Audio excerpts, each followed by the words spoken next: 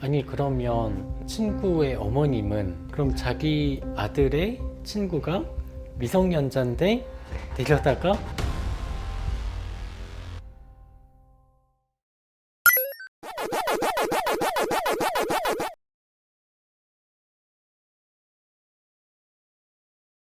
안녕하세요. 문신 지우는 영수쌤입니다. 최근 타투이스트 선생님도 만나고 다른 컨텐츠들을 저희가 좀 하면서 망한 문신 지워드립니다는 오랜만에 찾아뵙게 되는 것 같습니다. 오늘은 어떤 사연으로 문신을 지우러 오셨을지 궁금합니다. 안녕하세요. 안녕하세요. 네, 자기소개 간단하게 한번 부탁드립니다. 저는 군산에 거주하고 있는 22살 일반 직장인입니다. 어떤 문신으로 저희 병원에 찾아주셨습니까? 제가 자주 가던 옷집이 있었는데 거기에 계시던 직원분들이 손등에 있으신 분들이 되게 많았었거든요.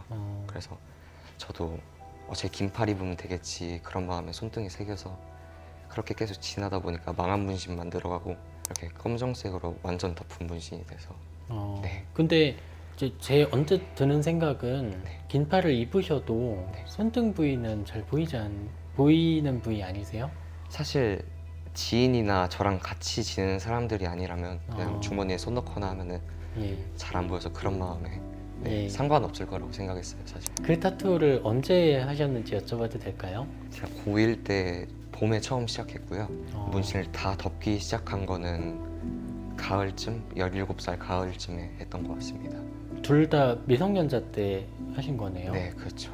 처음에 덮으시기 전에 어떤 타투였는지 좀 설명을 해주실 수 있을까요? 손등에 있던 건 그 만다라라고 아, 네. 어느 나라의 대표 문양이라고 들었는데 반복되는 좀 문양이 좀 이뻐가지고 손등에 했었고요. 제가 꽃 같은 걸 좋아하다 보니까 전완근 쪽에는 꽃을 새겼었어요. 미성년자 때 아무리 문신을 잘한다고 하는 샵을 찾아봐도 결국에는 흔히 말하는 마루타로 그런 데서 받게 되더라고요. 그래서 결국에는 제 마음에 안 들었고 이것보단 낫겠지 하는 마음에 했던 것 같아요. 네. 얼마 전에 제가 레드 와이키키라는 채널에 출연을 했었어요. 네. 술홍 대표님이라는 그 타투이스트 선생님이 하시는 채널이었거든요. 근데 그 대표님께서 하시는 말씀이 미성년자한테 타투를 해주는 타투이스트는 실력이 없는 거다. 손님이 없어서 도태되기 때문에 그런 미성년자 손님을 받을 수밖에 없는 거다. 이런 말씀을 해주셨거든요. 당연히 동의하는 말이고요. 네, 말씀대로 손님이 많다면 굳이 미성년까지 받을 필요도 없으시겠죠, 다들.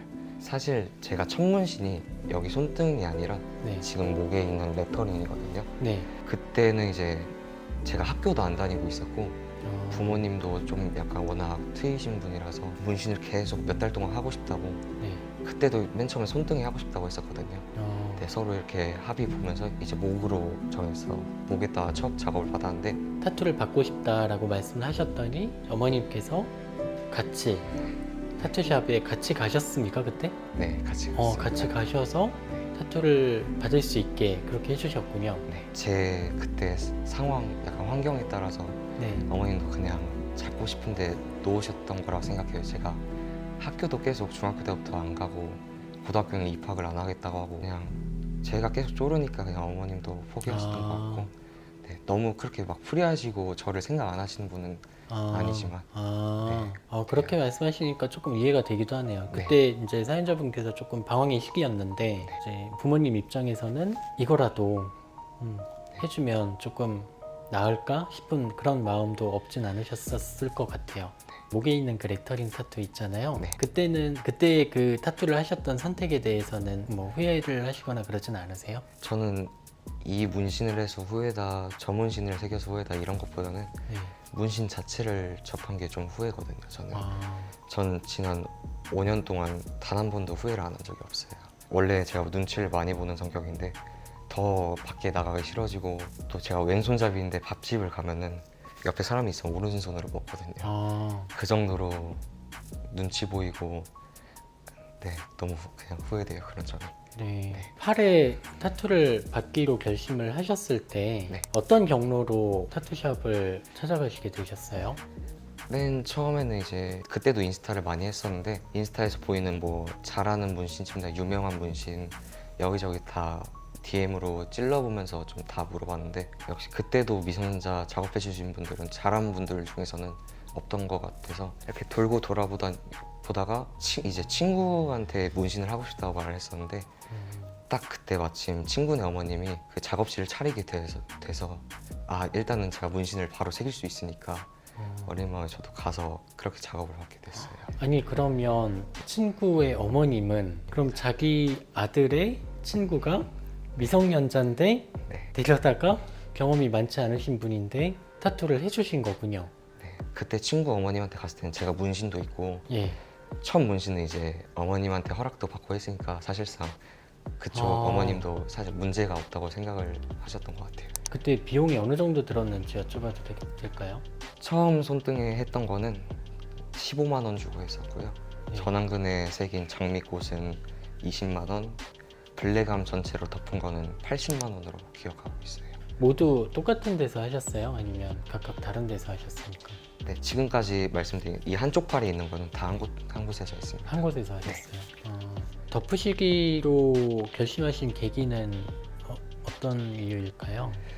계기라기보단 그냥 남들 문신도 제가 몇 번 보면서 그런 이쁜 문신 보고 제 문신을 보니까 너무 이것도 그림인가 싶기도 하고 그냥 이런 그림 그냥 검은색으로 덮어버리자 망하더라도 뭐 지우면 되겠지 하는 생각으로 전체 다 덮었고요. 지금 잠깐 말씀하셨는데 네. 뭐 나중에 지우면 되니까 라고 생각을 하시면서 이제 블랙암을 하셨다라고 잠깐 말씀해 주셨는데 그럼 애초에 블랙암으로 덮기 전에 네.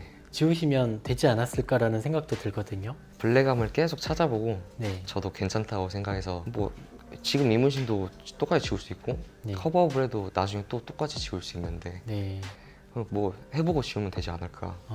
그때는 이제 문신 지우는 게 얼마나 비싼지는 저도 몰랐어가지고 네. 네 그렇게 생각 없이 덮었어요. 뭐 비싼 것도 있지만은 우선 블랙암 같은 경우에 잉크의 양이 굉장히 많고 또 애초에 타투가 있는데 그 위에를 또 덮은 거기 때문에 네. 지우는 과정이나 뭐 번거로움이 상당히 차이가 있거든요. 그래서 조금 저는 지우는 사람으로서는 좀 아쉽지만 블랙암을 하시기 전에 지우셨더라면 하는 아쉬움이 좀 남기는 해요. 저도 똑같습니다. 그러시군요. 네. 그래도 여기까지 오시기까지 깊은 고민을 하시고 멀리서 찾아와 주신 만큼 제가 최선을 다해서 지워드리겠습니다. 그러면 문신 상태를 확인하러 잠깐 안쪽으로 들어가 보실게요. 네. 자, 제거하시고자 하는 타투를 제가 직접 한번 확인해 보겠습니다. 말씀하셨던 이 중지 쪽의 꽃이 안쪽에 살짝 비쳐 보이네요. 이것도 검은색으로 하셨던 거죠? 예전에 네. 꽃도. 이 손등 쪽에 있었던 타투는 지금 확인이 조금 어려운데요. 세로 한 10cm 정도 네. 되는 정사각형 정도 되는 모양. 네. 다 블랙 잉크로 들어갔습니다. 이 전체를 삥 둘러서 다 타투가 있으셨어요? 네. 원래도? 네 맞습니다. 그러시군요. 타투를 제가 잘 확인했습니다. 네. 약간의 오해가 있을 수 있어서 네. 제가 이제 미리 말씀을 드리면 그냥 타투를 지우는 것하고 네. 블랙암 상태의 타투를 지우는 건 큰 차이가 있습니다. 그냥 똑같이 이것도 지우는 거고 저것도 지우는 거 이게 아니고요. 네. 블랙암은 타투에 잉크를 많이 넣을 수밖에 없겠죠, 당연히. 네. 많은 양의 잉크를 넣는다는 건 그만큼 많은 횟수의 바늘이 왔다 갔다 해야 된다는 거예요. 그로 인해서 생기는 흉터라든가 잉크가 들어간 양이나 깊이 이런 것들이 원래 있던 타투보다는 월등히 많을 수밖에 없거든요. 제가 해드릴 수 있는 거는 이 타투 잉크를 없애는 게 아니고 레이저로 깨서 가루를 내주는 거예요. 타투를 지우는 원리가 그렇거든요. 기존의 타투를 덮기 위한 블랙암이잖아요. 옅게 덮으면 기존 타투가 가려지지가 않아요. 사실 이 정도로 덮으셨는데도 중지에 그거 살짝 보이잖아요. 그렇죠?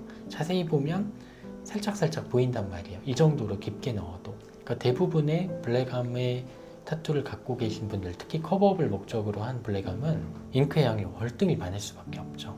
아까 말씀드렸다시피 더 많은 시술 횟수와 더 번거로운 회복 과정과 더 긴 치료 기간을 필요로 할 수밖에 없다라고 생각하고요. 재문신 정도는 대략 몇 번 시술을 해야 될까요? 명확히 말씀드리긴 어렵지만 네. 치료의 횟수가 뭐 15번이 될 거냐 20번이 될 거냐 이거는 지금 논하는 게 크게 의미가 없다라고 생각합니다. 아무리 운이 좋은 경우에도 그리고 아무리 낮은 기준으로 보신다고 하더라도 원하시는 만큼 치료가 되는데 10번 이내에 해결이 될 가능성은 저는 거의 없다라고 생각을 해요. 그래도 가장 긍정적으로 생각해야 될 거는 컬러가 없으시다는 거예요. 여기 만약에 컬러까지 있었으면 그거는 치료 자체를 기대치를 굉장히 낮추시거나 다시 한번 신중하게 생각을 하셔라 라고 제가 말씀을 드렸을 수도 있을 것 같아요. 근데 그런 상황은 아니어서 다행이라고 생각을 하고요. 또 하나 중요한 건 이 자리에 앉으셨다는 거죠. 어찌됐든 간에 지우시고자 하는 의지가 웬만큼 강하지 않고서는 이 자리까지 오시지도 못하고 앉지도 못하세요. 근데 치료를 결심하시고 받으러 오셨다는 것 자체가 저는 상당히 치료에 있어서 긍정적인 사인이다라고 생각을 합니다. 더 궁금한 점이 없으시면 저희가 시술실로 이동을 해서 시술을 준비해 보겠습니다. 괜찮으시겠어요? 네. 네, 좋습니다. 네.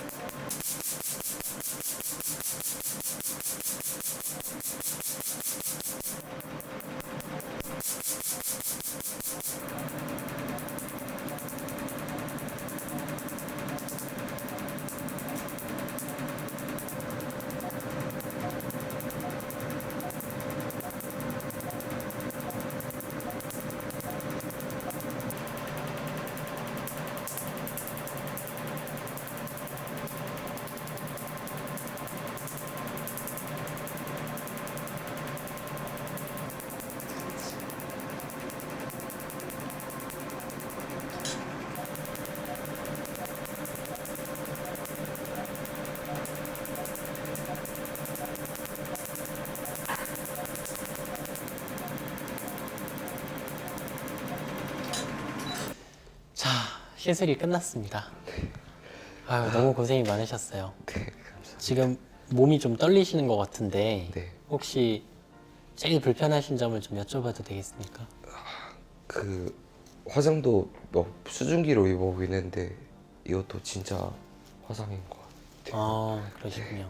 네. 저희가 진통제를 주사제로 최대한 쓰고 나오고 네. 또 경우에 따라서는 정말 마약성 진통제까지 쓰거든요. 그럼에도 불구하고 수술 후의 통증을 화상에 비유하시는 분들이 많아요. 얕은 화상을 입은 것 같다. 뭐 네. 화상 입은 느낌이 쭉 이렇게 가는 것 같다. 그런 말씀을 많이 하시거든요. 네. 소독하시는 방법을 좀 보여드리기 위해서 제가 일부러 소독 드레싱을 밖에서 좀 준비를 해봤어요. 네. 이렇게 좀 간단하면 붙이기 쉬우면은 네. 저희 영상으로 충분히 이해하셔서 하실 수 있는데 지금은 손부터 이렇게 손가락까지 있거든요. 이렇게 굴곡이 많고 이렇게 틈이 많은 부위는 드레싱을 어떻게 하는지 보여드리려고 해요. 네. 우선은 희석된 클로렉시딘으로 제가 좀 소독을 해드릴게요. 네. 심하게 문지르시면 안 되고요. 네. 두드리듯이 해주시면 더 좋습니다.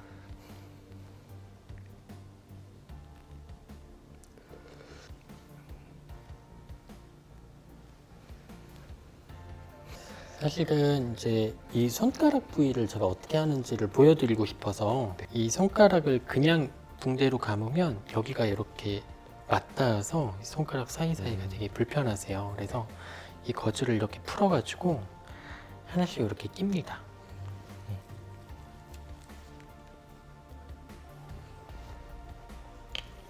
굉장히 많이 부으실 거거든요. 그래서 붕대를 일주일 정도는 감고 계시는 게 좋을 것 같아요. 너무 많이 부으실 거라서.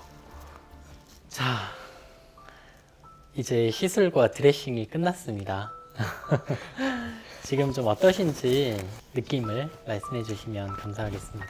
정말 타투 뭐 100번 타투 지우시는 분들이 항상 말하지만 10배고 100배고 정말 더 아픕니다. 블랙암으로 커버업을 하시기 전에 타투를 지우셨다면 아마 지금만큼 통증이 심하지는 않았을 거예요.